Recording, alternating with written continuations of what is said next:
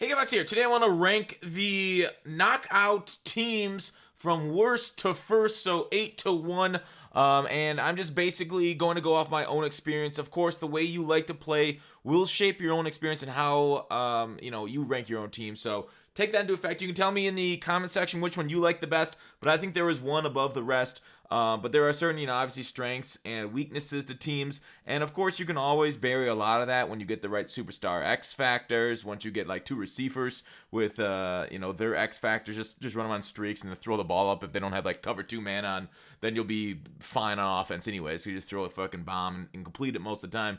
But besides that, there are certain plays that are more effective than others, both on offense and defense, and that's kind of how I'm going to rank them. Which ones have the best playbooks, which ones don't. I think the worst one in the game right now is this Dr. Jennifer Welter team. She was the first female coach in the NFL, if anybody wanted to know. I think the limitations on her offense really kind of just nerfed the heck out of her. Like I said, you can obviously just X factor it up and throw streaks or whatever, but you won't always have that opportunity. You won't always have two X factor wide receivers. You might not even have one, but you will have the opportunity to pick one almost every single time. So this, I feel like, is the weakest. Even though it's got a lot of plays on defense, oftentimes on defense you can just call like a straight up stock cover 3, and a lot of these books might have it. There are a couple that are kind of shaky there, and I'll talk about those defenses in a little bit, but sure, she's got a lot of passing and and rushing defensive plays. She's got that strength there, but really, you only need a few to be effective. So I rank this one worse out of the 8. I think this one's the worst. And then you'll be like, well, what about the opposite side of it? I think McVay is the second worst in my opinion because of limitations on defense that he has. And you're like, well, didn't you just say you can kind of just pick like stock cover 3? Yes, you can, but having different kind of looks to fight the offense and being more balanced is important in my mind. Not being so one-sided, just on the offensive side of the ball is important. So yes, defense does matter. In my opinion, the offensive play selection matters a lot more. Like, I think she is much worse than McVay's. But McVay wouldn't be the one that I choose first either. I think I ended up doing well. I did well with all these things, right? The only one that I literally quit because I didn't want to play it anymore was Jennifer's team, because I couldn't deal with that offense anymore. It was pretty pathetic. So McVay is second worst. The third worst, aka number 6 in the rankings, is Khaled's team. The blitz heavy playbook. It was, I don't know. Blitz heavy it's a way of playing that's, risk reward. So if you're more of a blitz heavy player, maybe it's more for you. But I myself play more like, hey, let's get myself a couple of D-line abilities, or at least one D-line ability, kind of play coverage, different zones, stuff like that. Be more sound and play more like football and let my guys go to work that way. So if you are blitz heavy, maybe you rank this a little higher. His offense was okay too, nothing to write home about. But the defense was a little too risky, was a little too, I guess, heavy. It was hard to kind of, adjust to the way I like to play the ball, because people are going to quick snap you a lot. So setting up your defenses, getting ready, getting the right adjustments in, isn't going to really be as effective in my opinion. But if you like going those heavy sets and blitzing, if you like the, heavy man pressure out of 3-4, this would be the team for you if that's the way you like to play the game. So Khaled, I could definitely see being a little higher for some people. Number 5 for me would be Mahomes. I didn't love his RPO heavy offensive playbook.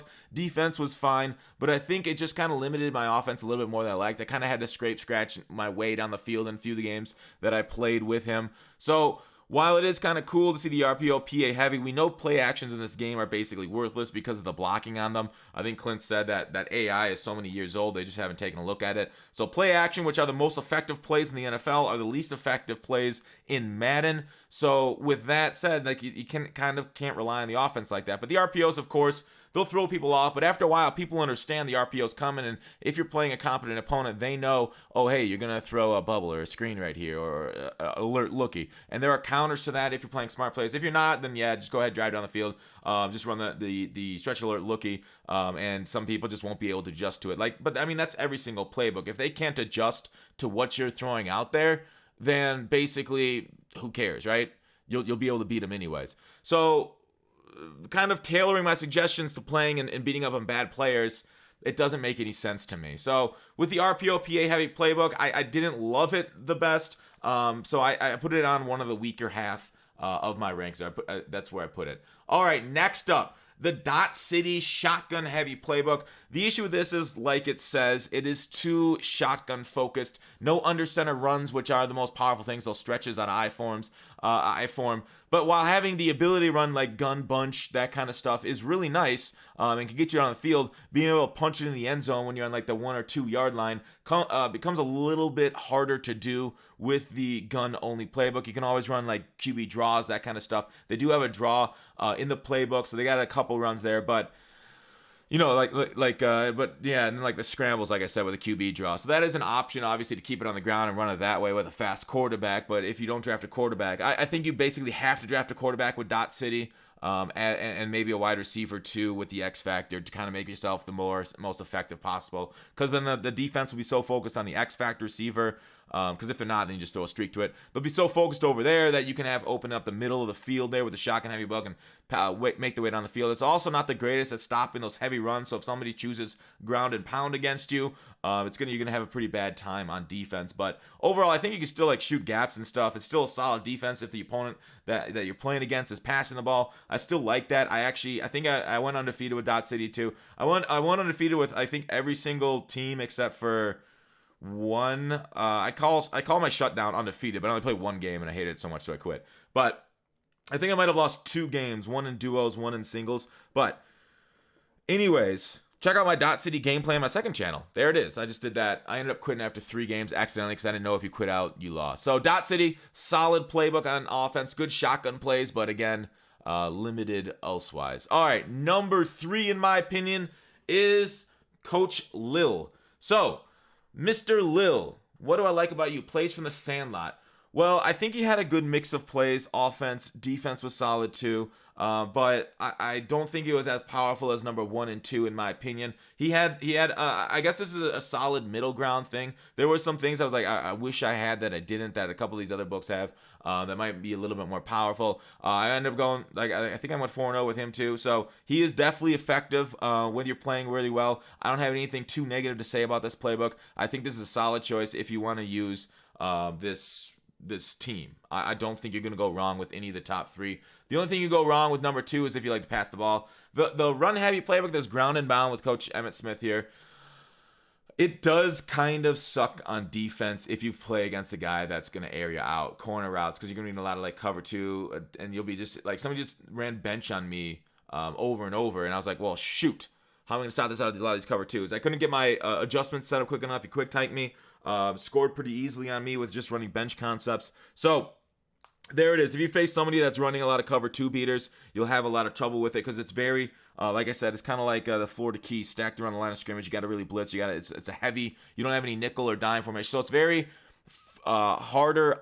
Much harder on defense to stop the run, just like they say in the description. Passing defense is low, but the offense is so freaking powerful just running stretch. You guys saw, I don't know if you guys watch any of the competitive Madden at all. If you don't, I'll just sum it up. It was basically run heavy, right? A lot of people were running the ball and then, like old school passing concepts that we've seen for years.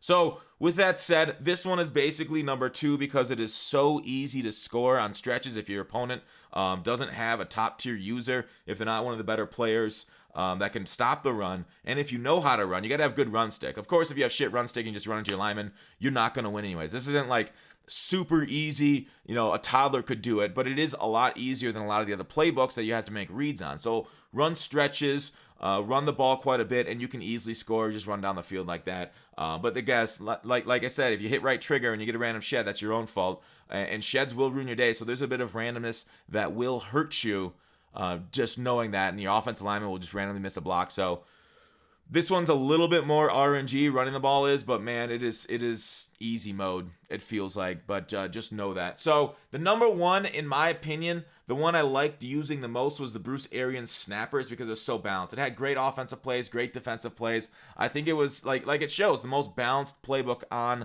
the field. And with an offense, you kind of have to vary it up play to play. Defense, you can kind of stick to a few more shells and easier to kind of stick in one defense the whole time, like you see a lot of players doing. And he had a lot of good different defensive alignments, a lot of good different defensive formations that you can play with a man, zone, that kind of stuff. So Bruce Arians, I thought, was by far and away my favorite to play with, the Snappers book. If you're going to choose one to try to win, in my opinion, would be balanced offensive playbook.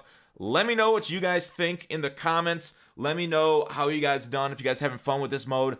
But that's it for this video. Thanks for watching Call to Action. I'll see you tomorrow.